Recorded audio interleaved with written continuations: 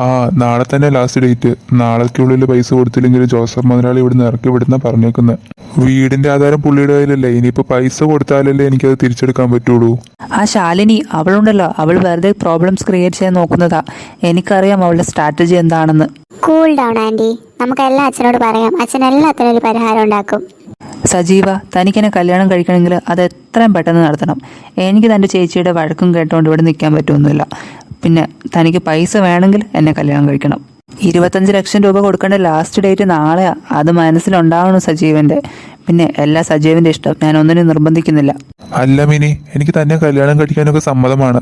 പക്ഷേ നമ്മൾ കല്യാണമൊക്കെ കഴിഞ്ഞാൽ നാട്ടിലുള്ളവർ എന്തൊക്കെയായിരിക്കും പറയുക, അത് ഓർക്കുമ്പോൾ എനിക്ക് ആകെ ടെൻഷൻ ആവുന്നു.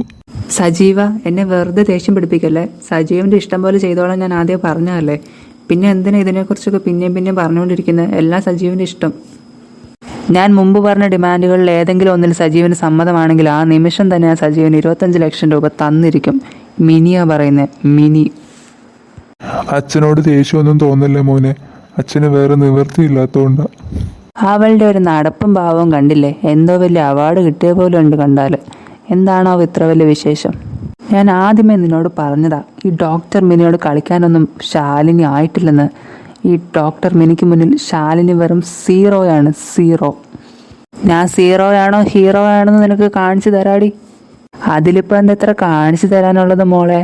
സജീവൻ എന്നെ കെട്ടും, അല്ലെങ്കിൽ ഞാൻ അയാളെ കൊണ്ട് എന്നെ കെട്ടിച്ചിരിക്കും. ഇത് മിനിയാ പറയുന്നത്.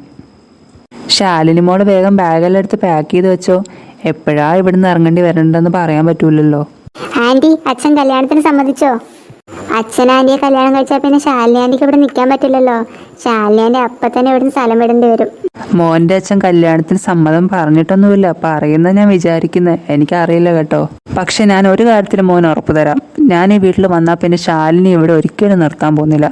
അവളെ ആ നിമിഷം ഞാൻ ഇവിടുന്ന് പറഞ്ഞു വിടും, വഴക്കുണ്ടാക്കുന്നവള്. മിനി ഒന്ന് എൻ്റെ കൂടെ വരാവോ? അർപ്പിത് ഇവിടെ തന്നെ ഇരുന്നാൽ മതി. മോൻ ഇവിടെ ഇരിക്കട്ടോ, ആൻറ്റി ഇപ്പൊ വരാം. എന്താ സജീവ കാര്യം? കാര്യമൊക്കെ പറയാന്ന് എൻ്റെ കൂടെ വാ. മിനി, ഒരു കല്യാണം എന്നതിലുപരി എൻ്റെ മോനൊരു അമ്മയാണ് എനിക്ക് വേണ്ടത്. എൻ്റെ മോനെ ഒരു കുറവും അറിയിക്കാതാണ് ഞാൻ വളർത്തിയത്.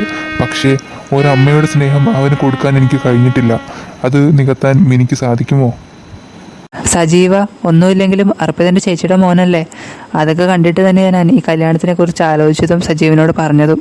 സജീവൻ ഒന്നും കൊണ്ട് വിഷമിക്കണ്ട, ഞാൻ അവനെ പൊന്നുപോലെ നോക്കും. എൻ്റെ കഴിവിൻ്റെ പരമാവധി ഞാൻ അവനെ സ്നേഹിക്കും. ഞാൻ മിനിയെക്കുറിച്ച് വെറുതെ തെറ്റിദ്ധരിച്ചു. ഞാൻ കരുതിയ പോലെ ഒരാളെ അല്ലായിരുന്നു മിനി. പാവം മിനി. എൻ്റെ മോനെ അവൾ നല്ലപോലെ നോക്കുമെന്ന എൻ്റെ പ്രതീക്ഷ. എൻ്റെ മനുവേട്ടാ, ഇവിടുത്തെ കാര്യമൊന്നും പറയണ്ട. സജീവൻ വേറെ കല്യാണം കഴിക്കാൻ പോവുക. അർപ്പിതിൻ്റെ അമ്മ റിനിയില്ലേ, അവരുടെ ചേച്ചി ഒരു ഡോക്ടറില്ലേ, ഡോക്ടർ റിനി. അവരെ സജീവനെ കല്യാണം കഴിക്കാൻ പോകുന്നത്.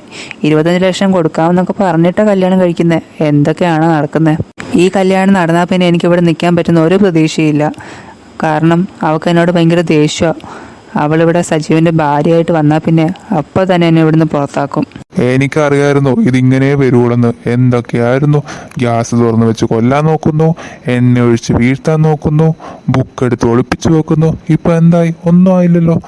ഇപ്പൊ വേറൊരുത്തി വന്ന് സജീവനെ കെട്ടുകയും ചെയ്യും, അവളവിടെ വലിയ രാജ്ഞിയായിട്ട് ജീവിക്കുകയും ചെയ്യും. മര്യാദയ്ക്ക് സജീവന്റെ കൊച്ചിനെ നോക്കി അവിടെ നിൽക്കുമായിരുന്നെങ്കിൽ ഈ പ്രശ്നം വല്ലതും ഉണ്ടാവുമായിരുന്നോ? വേറൊരുത്തി വരുത്തുമില്ലായിരുന്നു. എന്തായാലും നിന്നെ അവിടെ നിന്ന് ഇറക്കി വിടും. അതിനു മുന്നേ നീ തന്നെ പെട്ടിയെടുത്ത് ഇറങ്ങുന്നതായിരിക്കും നല്ലത്. വെറുതെ എന്തിനാ നാണം കെടുന്നത്?